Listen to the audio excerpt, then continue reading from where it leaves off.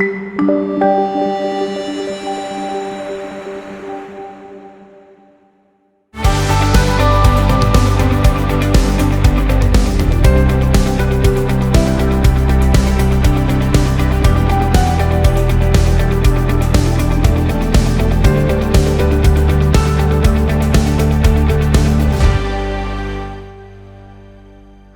I'm Lisa Fowler, and today I'll be reading Leviticus 12 through 14. So let's start. Then the Lord spoke to Moses, saying, "Speak to the children of Israel, saying, If a woman has conceived and bears a male child, then she shall be unclean 7 days. As in the days of her monthly menstruation, she shall be unclean. On the 8th day, the flesh of his foreskin shall be circumcised, and she shall then continue in the blood of her purifying for 33 days. She shall not touch anything holy, nor come into the sanctuary until the days of her purifying are fulfilled. But if she gives birth to a female child, then she shall be unclean for 2 weeks, as in her monthly menstruation, and she shall continue in the blood of her purifying for 66 days. When the days of her purifying are fulfilled, whether for a son or for a daughter, she shall bring a year-old lamb for a burnt offering, and a young pigeon or a turtle dove for a sin offering, to the priest at the entrance of the tent of meeting, who shall offer it before the Lord and make atonement for her. Then she shall be cleansed from the issue of her blood. This is the law for woman who has given birth to a male or female child. If she cannot afford a lamb, then she shall bring 2 turtle doves or 2 pigeons, one for the burnt offering and the other for a sin offering, and the priest shall make atonement for her, and she shall be clean. Chapter 13. And the Lord spoke to Moses and Aaron, saying, When a man has on the skin of his body a swelling, a scab, a spot, and it turns on the skin of his body like a mark of a leprous sore, then he shall be brought to Aaron the priest, or to one of his sons the priest. And the priest shall examine the mark on the skin of the body, and when the hair on the diseased area is white, and the mark appears to be deeper than the skin of his body, then it is a leprous sore. So the priest shall look on him and pronounce him unclean. If the spot is white on the skin of his body, and it appears to be no deeper than the skin, and the hair is not white, then the priest shall isolate the person who has the mark for 7 days. Then the priest shall examine him on the 7th day, and if the mark is still visible, and the mark has not spread into the skin, then the priest shall isolate him for 7 days more. And the priest shall examine him again on the 7th day, and if the mark has faded and not spread into the skin, then the priest shall pronounce him clean. It is only a scab, and he shall wash his clothes and be clean. But if the scab spreads in the skin after he has been seen by the priest for his cleansing, he shall be seen by the priest again. And if the priest sees that the scab has spread in the skin, then the priest shall pronounce him unclean. It is leprosy. When a person has leprosy, then it shall be reported to the priest, and the priest shall examine him. And if there is a white swelling in the skin, and it has turned the hair white, and there is raw flesh in the swelling, it is a recurring leprosy in the skin of his body, and the priest shall pronounce him unclean. But he shall not isolate him, for he is unclean. If the leprosy breaks out all over the skin, and the disease covers all the skin of the person who has the disease, from his head to his feet, wherever the priest looks, then the priest shall examine. And if the leprosy has covered all his body, he shall pronounce him clean from the disease. It has all turned white, and he is clean. But when raw flesh appears on him, he shall be unclean. The priest shall see the raw flesh and pronounce him to be unclean, for the raw flesh is unclean. It is leprosy. Or if the raw flesh turns again and it is changed to white, then he shall come to the priest, and the priest shall see him. And if the disease is changed to white, then the priest shall pronounce him clean. Who has the disease, he is clean. And when the skin has a boil, and it is healed, and in the place of the boil there is a white swelling or a reddish white spot, then it will be shown to the priest. And if the priest sees it, and it is deeper than the skin, and the hair has turned white, then the priest shall pronounce him unclean. It is a leprous sore that has broke out in the boil. But if the priest looks at it, and there are no white hairs in it, and if it is not deeper than the skin, but has faded, then the priest shall isolate the person for 7 days. If it spreads around the skin, then the priest shall pronounce him unclean. It is a leprous sore.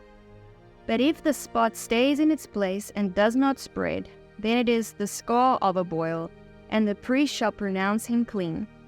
Or if there is some of the skin on the body where there is a burn, and the raw flesh that has a burn becomes a reddish or white spot, then the priest shall examine it. And if the hair in the spot has turned white, and it is deeper than the skin, then it is a leprous disease, broken out from the burn. Therefore the priest shall pronounce him unclean, but it is a leprous sore. But if the priest looks at it, and there is no white hair in the spot, and it is no deeper than the other skin, and it is faded, then the priest shall isolate him for 7 days. And the priest shall examine him on the 7th day. And if it has spread around the skin, then the priest shall pronounce him unclean. It's a leprous sore. If the spot stays in its place, and it does not spread in the skin, but is faded, then it is a swelling from the burn. And the priest shall pronounce him clean, for it is a scar from the burn. If a man or woman has a sore on the head or in the beard, then the priest shall examine the sore. And if it's deeper than the skin, and there is in it a yellow thin hair, then the priest shall pronounce him unclean. It is a scaly leprosy of the head or beard. If the priest examines the scaly sore, and it is no deeper than the skin, and there is no black hair in it, then the priest shall isolate the person with a scale for 7 days. And on the 7th day the priest shall examine the sore, and if the scale has not spread, and there is no yellow hair in it, and the scale is not deeper than the skin, then he shall shave, but the scale he shall not shave. And the priest shall isolate the person with the scale another 7 days. And on the 7th day the priest shall examine the scale. If the scale has not spread in the skin, and is no deeper than the skin, the priest shall pronounce him clean.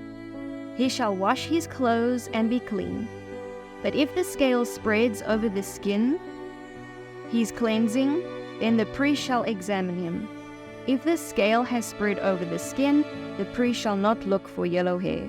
He is unclean.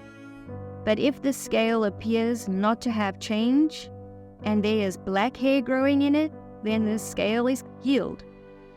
He is clean, and the priest shall pronounce him clean.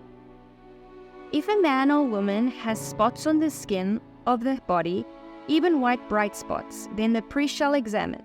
And if the bright spots on the skin of the body are faded white, then it is just a rash that has broken out on the skin. He is clean. When a man has lost hair from his head, then he is bald. He is still clean. And when a man has lost hair from his forehead, then he is bald on the forehead. He is still clean. But if there is on the bald head or bald forehead a reddish white sore, it is a leprous disease breaking out on his bald head or his bald forehead. Then the priest shall examine him. If the diseased swelling is reddish white on his bald head or on his bald forehead, resembling a leprous disease in the skin of the body, he is leprous. He is unclean. The priest shall pronounce him unclean. His disease is on his head. The man who has the leprous disease shall have torn clothes and disheveled hair, and he shall cover his moustache and shall cry, "Unclean, unclean." All the days that he has the disease, he shall be defiled. He is unclean. He shall dwell alone, and he shall live outside the camp. If a garment has a leprous disease, whether it is a wool or a linen garment, whether it is in the warp or woof of the linen or wool fabric, or in the leather of anything made of leather, and if the disease is greenish or reddish in the garment, or in the leather, or in the warp or wool or woof, or in anything made of leather, it is a leprous disease, and shall be shown to the priest. And the priest shall examine the disease and isolate the infected article for 7 days. And he shall examine the disease on the 7th day. If the disease has spread in the garment, either in the warp or in the woof, or in the leather, or in any work that is made of leather, this is a spreading leprous disease. It is unclean. He shall therefore burn that garment, whether warp or woof, wool or linen, or anything of leather and that has the disease, for it is a spreading leprous disease. It shall be burnt in the fire. If the priest examines it, and the disease has not spread in the garment, either in the warp or the woof, or in anything of leather, then the priest shall command that they wash the article which the disease appears, and he shall isolate it for 7 days more. The priest shall examine the infected article after it has been washed. If the infected spot has not changed its color, even if the disease has not spread, it is unclean. You shall burn it in the fire, whether the leprous spot is on the inside or on the outside of the article. If the priest examines and the disease has faded after washing it, he shall tear the spot out of the garment, or out of the leather, or out of the warp or the woof. If it still appears in the garment, either in the warp or in the woof, or in anything of leather, it is spreading. You shall burn it in the fire, that in which the disease appears.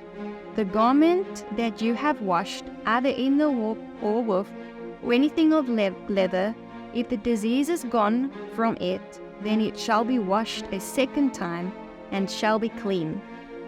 This is the law of the leprous disease, in a garment of wool or linen, either in warp or woof, or anything of leather, to determine if it is clean or unclean. Chapter 14. The Lord spoke to Moses, saying, This shall be the law of the leper in the day of his cleansing. It shall be reported to the priest, and the priest shall go out to the camp, and the priest shall examine him, and see if the disease is healed in the leprous person.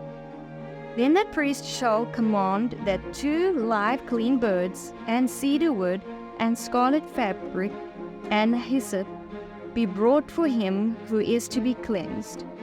The priest shall command that one of the birds he slaughtered in a day, clay vessel, over running water. As for the living bird, he shall take it, the cedar wood, the scarlet, and the hyssop, and shall dip them and the living bird in the blood of the bird that was killed over the running water. Then he shall sprinkle it 7 times on him who is to be cleansed from leprosy, and he shall pronounce him clean, and shall let the living bird loose into the open field. He that is to be cleansed shall wash his clothes, and shave off all his hair, and wash himself in water, so that he may be clean. After that he shall come into the camp, and shall stay outside of his tent 7 days. But it shall be on the 7th day that he shall shave all his hair off, his head and beard and his eyebrows, all his hair he shall shave off, and he shall wash his clothes. Also he shall wash his body in water, and he shall be clean. On the 8th day he shall take 2 male lambs without blemish, and 1 ewe lamb a year old without blemish, and 3/10 of an ephah of wheat, flour mixed with oil for a grain offering, and 1 log of oil. The priest who makes him clean shall present the man who is to be made clean, and those things before the Lord at the entrance of the tent of meeting. Then the priest shall take 1 male lamb and offer it for a guilt offering, along with the log of oil, and wave them for a wave offering before the Lord.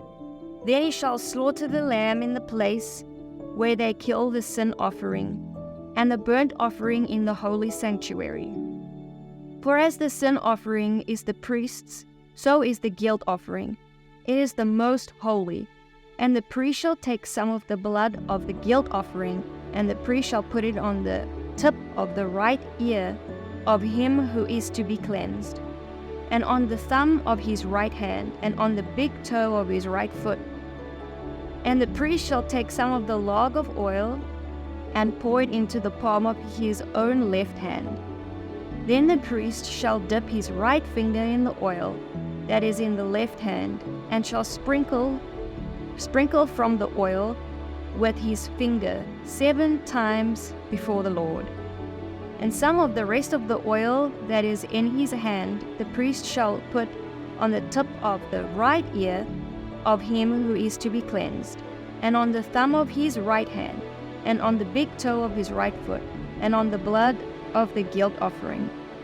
And the rest of the oil that is in the priest's hand he shall pour upon the head of him who is to be cleansed, and the priest shall make atonement for him before the Lord.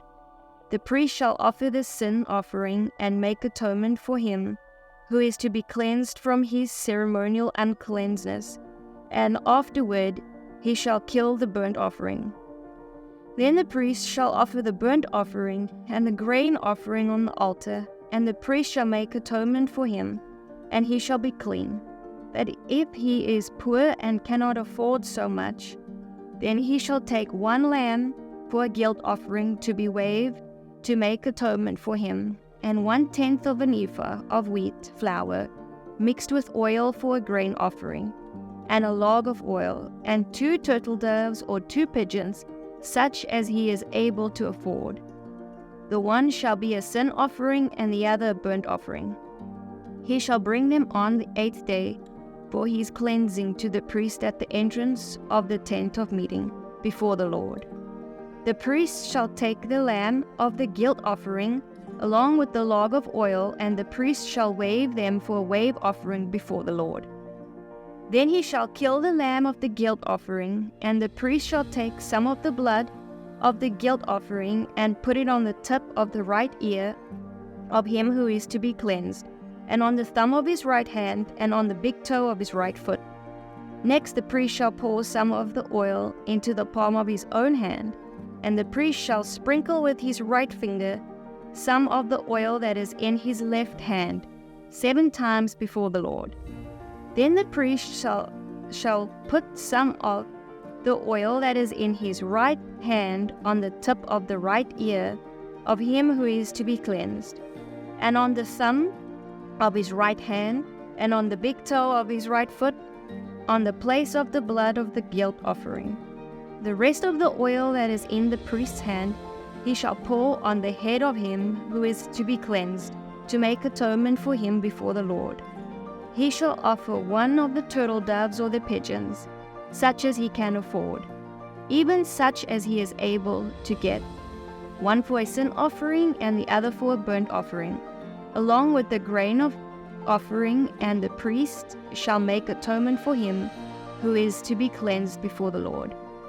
This is the law for a person who has a leprous sore, who cannot afford the offering for his cleansing. The Lord spoke to Moses and to Aaron, saying, When you have come into the land of Canaan, which I am giving to you for a possession, and I put a leprous disease in a house of the land of your possession, then he who owns the house shall come and tell the priest, It seems to me there is some disease in the house. Then the priest shall command that they empty the house before the priest goes into it to examine the disease, so that all that is in the house is not made unclean. Afterwards the priest shall go in to examine the house. He shall examine the disease and see if the disease is in the walls of the house with greenish or reddish spots, which appear to go deeper than the wall. Then the priest shall go out to the door of the house and close off the house 7 days. The priest shall return on the 7th day and shall examine and see if the disease has spread in the walls of the house. Then the priest shall command that they take away the stones in which the disease appears, and throw them into an unclean place outside the city. And he shall cause the house to be scraped all around, and they shall pull out the plaster that they scrape off outside the city into an unclean place. And they shall take other stones and put them in the place of those stones. And he shall take other plaster and shall plaster the house. If the disease comes again and breaks out in the house, after he has taken away the stones, after he has scraped the house, and after he has plastered, then the priest shall come and examine and see if the disease has spread in the house.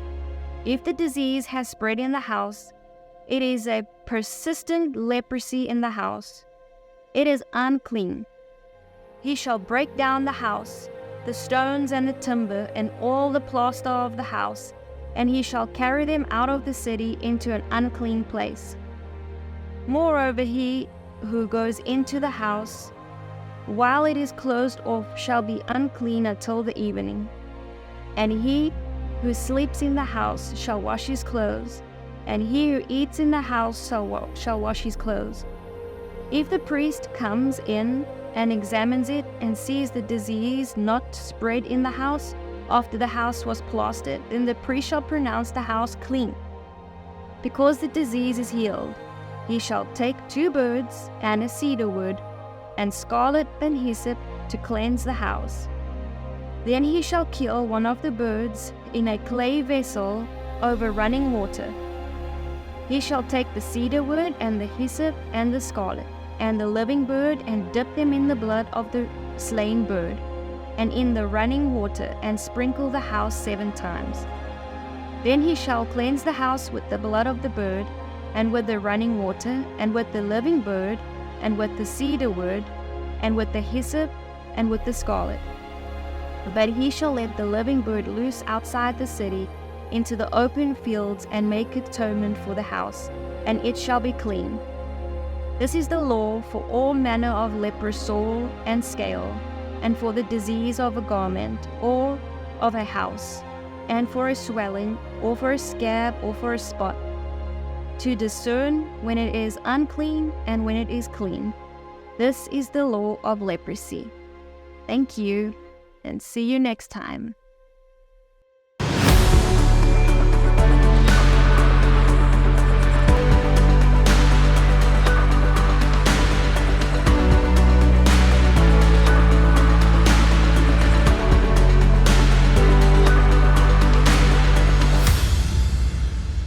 Hello and welcome to Fear into Faith Global Bible Revival, where we're on a mission to get 1 million people to read the Word of God for themselves. My name is Summer Day, and I am here with Lisa Fowler. Yes, ma'am. You are such a stunningly beautiful woman. Oh, thank you. So are you. I'm excited that. Beautiful. I'm so I'm so grateful to have you, and obviously your beautiful, incredible accent, being a reader. So the first question we have to ask is, where are you from? Yes, born and raised in South Africa, in a little coastal city called Port Elizabeth. Very tiny. Amount of people, I have no idea, but yeah, just raised in South Africa. And how long have you been living in the U.S.? Almost 5 years. It'll be 5 years in May. What brought you here? Married an American. Wow! I love the way you said that. I married me a handsome American boy. Okay, well, we're definitely going to get to that story. Yes. We got to hear the story of the handsome American. Oh, yes, I wish I testify. Okay, we're going to get there. But I want to start for a little bit, what made you say yes to this project? Well, firstly, I found out from my husband about it. But yeah, side note, he was already here. Yes, he's been here. Joshua Fowler. I've already met him. Yeah. He's been here. But, we just have such a passion for the Word of God. And to see, I've been in Israel a few times, so being in Israel, it just brings the Word alive. And now that I'm reading the Word, it's like, whoa, I'm walking in the Word with God. Yeah. It's the most crazy thing. But just the love of the Word of God, spreading the Word of God around the world to people. When I found out about it, I was so excited. was excited to hear about this project, just to know that people can hear the word, see the word. Like, I love that people can watch someone read the word. It helps people so much. Yeah, so I was excited. I was excited about hearing about people can watch, people reading the word, and just getting the word of God out there is very exciting to me. You mentioned Israel. Yes. So I've been there. Love it. Oh, man. I always, like, when I came back from Israel, I don't know about you, but I would hear so many people say, oh, you went to Israel? It's my dream to go there one day. And I'm like, well, when are you going? They're like, well, I don't know. I'm like, make a plan. Yeah. Make a plan. Stick to the plan. Pick a date 2 years from now, and then unshakably get there. I love that you've been there many times. I agree with you. It makes the word alive when you are at the structure of the Levites, and you're like, that's straight in the Bible. Yeah. Tell me Just more about your passion for Israel. It brings the Bible alive. Well, I'm going to backtrack a little from where the passion started. Okay. I was 3 years old. That's backtracking a lot, actually. Yeah, I will forward a lot too. Okay. 3 years old. 3 years old. Yeah. And my pastor at the time took Israel trips. And that's kind of where my passion for Israel started. So I gave my life to Jesus when I was 3. Stop it right now. Yes. And in the same prayer, I said, Jesus, I want to be baptized in the same river that you were baptized in. So my passion for Israel started at a very young age. Wow. Very, very young age. My mama said, you were in there for a whole 30 minutes and praying. I said, yes, Mama, I'm ready. I'm ready to have Jesus in my heart. And I told her I want to be baptized in the same river. At that time, I didn't know it was called the Jordan River. My little mind just too little. Yeah. So fast forward, I never got baptized until I got baptized in the Jordan River. You were waiting. I was waiting. had a I plan. was so stubborn. I had like a little stubborn streak. I was like determined. I said, I asked God for this and I'm going to wait till it happens. Wow. So I was 20, I think. And I have a whole testimony about how I got there. And God speaks to me through doves. Wow, beautiful. Through white doves. Anytime. I remember I went to the Jordan River. We saw white doves at the Jordan River. Oh, yes. Yes. Yes. Wow. So anytime I want confirmation, I'm always asking him for a white dove. Beautiful. So this is maybe 2 weeks before my first Israel trip. Mm-hmm. And I'm praying. I'm saying, God, please, I need confirmation. I don't have money. I don't have a ticket. I don't have nothing. But I'm telling everybody I'm going. Nice. My mom at that time wasn't living for the Lord. Mm-hmm. So she had no faith. She's like, how are you going to go? You're not going to go. I said, I'm packing my bags. I'm going. I got my suitcase ready, everything. So I was working at a beauty salon at that time, and I was praying. And while I was praying, a white dove, I promise, a white dove came flying into the beauty salon. I have pictures. I have to show you. Wow. I have to show you the pictures. Yeah. Flew in the salon, sat on the curtain rails, and just sat there for at least 10 minutes.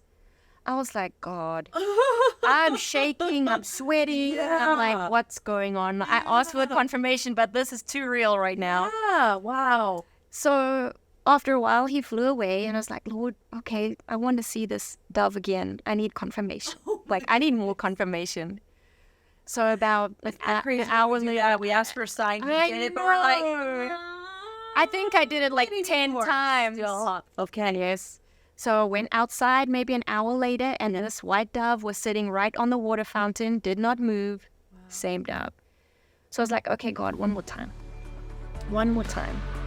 If you're speaking, show me the dove again. And so I went outside, and in the shape of a dove in the clouds, it was. You can check out the rest of this interview right here or by going to BibleRevival.tv. And if this show has blessed you, you can help us bless others by partnering with us for as little as $20 a month and help us to expand the reach of this show. We'd also like to invite you to join our Kingdom Discipleship Program, where you have an opportunity to get on weekly Bible Zoom calls with us and people around the world to deep dive into His Word. And you can check all that out at BibleRevival.tv. I'll see you next time, my friend.